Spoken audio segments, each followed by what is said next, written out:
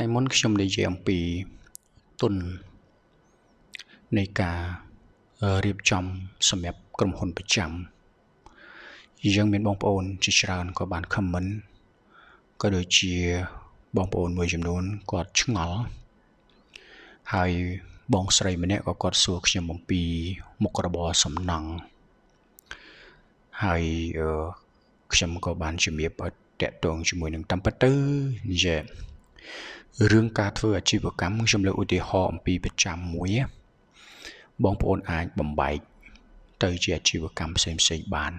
កន្លែងនេះ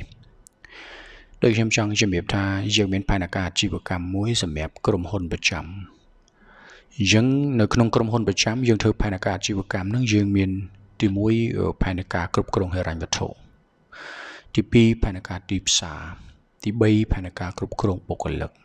ទី4ផែនការទម្លាក់កម្ចីទី5ផែនការសិក្សាទៅលើដៃគូប្រកួតប្រជែងឧទាហរណ៍យុទ្ធសាស្ត្រធ្វើយ៉ាងម៉េចឲ្យមានទីផ្សារដើរឃើញទេលក្ខណៈអញ្ចឹងខ្ញុំលើកឧទាហរណ៍តែ 4-5 ចំណុចហ្នឹងហើយប្រសិនបើបងក៏ដូចជាបងស្រីដែលចង់ធ្វើអំពីសំណង់គាត់លក់ដូរសំណង់គាត់ថាគាត់ធ្វើម៉េចឲ្យគាត់រីកចម្រើនគាត់ធ្វើម៉េចឲ្យអាជីវកម្មរបស់គាត់គេទទួលស្គាល់ច្រើនហើយរីកដុះដាលជាងមុនកន្លែងនេះអញ្ចឹងទេប្រសិនបើយើងជាម្ចាស់អាជីវកម្មសំណង់ខ្ញុំក៏នឹងលើកឧទាហរណ៍ត្រួសទៅកាន់បងស្រីទៅចុះហើយបងអាចយកទៅសិក្សានិងវិភាគដោយខ្លួនឯងខ្ញុំលើកឧទាហរណ៍ទី1និយាយអំពីផលិតផលធម្មតាយើងជាអ្នកលក់សំណង់អតិថិជនជាទូទៅគាត់ចង់បានផលិតផលណាដែលជាប់បានយូរអង្វែងផលិតផលដែលល្អខ្ញុំលើកឧទាហរណ៍ដូចជាទីបដូចជាដែកដូចជា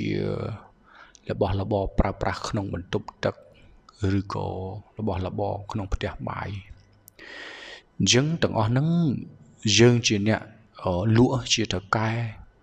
គឺយើងត្រូវតែជ្រើសរើសផលិតផលមួយដែលមានគុណភាពសម្រាប់អតិថិជនយកទៅប្រើប្រាស់បានយូរអង្វែងអញ្ចឹងនៅក្នុងសំណង់អតិថិជនរបស់យើងជាទូទៅគាត់មិនផ្ដោតទៅលើផ្លាកម៉ាកអីទេក៏ប៉ុន្តែគាត់ចូលចិត្តមកសួរថាអានឹងល្អអត់មែនទេជាទូទៅអានឹងល្អអត់អានឹងជាប់អត់អញ្ចឹងក្នុងនាមយើងជាម្ចាស់ដែលយើងមានបុគ្គលិកយើងត្រូវតែបណ្ដុះបណ្ដាលបុគ្គលិកយើងត្រូវណែនាំបុគ្គលិកយើងឲ្យគាត់យល់អំពីផលិតផលឧទាហរណ៍ថាអានេះផលិតផលរបស់ថៃអានេះផលិតផលមកពីម៉ាឡេអានេះផលិតផលមកពីចិនអានេះផលិតផលមកពីវៀតណាមឧទាហរណ៍អញ្ចឹងយើងផ្ដល់ជំរឿសឲ្យគាត់ហើយយើងនឹងប្រាប់គាត់ទៅថាជាទូទៅគឺប្រើអានេះផលិតផលមកពីប្រទេសនេះល្អពីព្រោះវាធន់វាជាប់បានយូរអញ្ចឹងនៅក្នុងសំណង់គឺអត់ទាមទារអ្វីដែលបងប្អូនត្រូវសិក្សាខ្លាំងផ្ដោតខ្លាំងទេដោយសារស្អី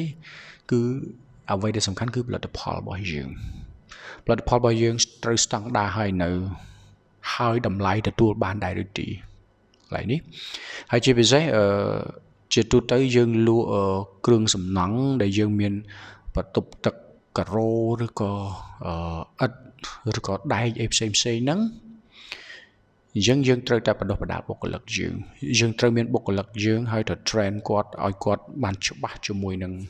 ផលិតផលនីមួយៗហើយឲ្យគាត់ពន្យល់អតិថិជនឲ្យបានលម្អិតកន្លែងនេះខ្ញុំលើកឧទាហរណ៍ថាដែកមួយអញ្ចឹងយើងត្រូវពន្យល់អតិថិជនហើយយើងត្រូវមានមកថាលើអតិថិជនហ្នឹងជាធម្មតាគាត់មកគាត់អត់មានបទពិសោធន៍ទេឧទាហរណ៍តែគាត់អត់ទាន់ធ្វើទៀតទេតែគាត់មានគម្រោងនឹងធ្វើហើយគាត់នឹងសួរយោបល់យើងថាខ្ញុំត្រូវតែប្រើផលិតផលអីនៅពេលដែលផ្ទះខ្ញុំធ្វើហើយឧទាហរណ៍ថាការ៉ូដែកឬក៏បរិក្ខារផ្សេងៗនៅក្នុងបន្ទប់ទឹកផ្ទះបាយអីហ្នឹងតើគាត់គួរតែប្រើម៉ូដណាម៉ាកណាអញ្ចឹងនៅពេលហ្នឹងយើងត្រូវមានបន្ទប់ទទួលភ្ញៀវរបស់យើងមួយសម្រាប់ឲ្យបុគ្គលិកយើងពន្យល់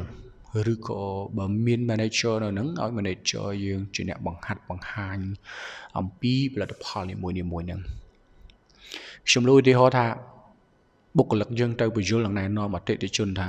នេះដែកប៉ុណ្ណេះលីប្រើទៅលើបេតុងប៉ុណ្ណេះលីប្រើទៅលើសសរឧទាហរណ៍អញ្ចឹងយើងបញ្យល់ឲ្យបុគ្គលិកយើងបញ្យល់ណែនាំគាត់ថាផលិតផលនេះបងប្រើទៅគឺជាប់អញ្ចឹងហើយនៅពេលដែលបងធ្វើផ្ទះធ្វើអីឲ្យដល់វគ្គក្រាលការ៉ូឧទាហរណ៍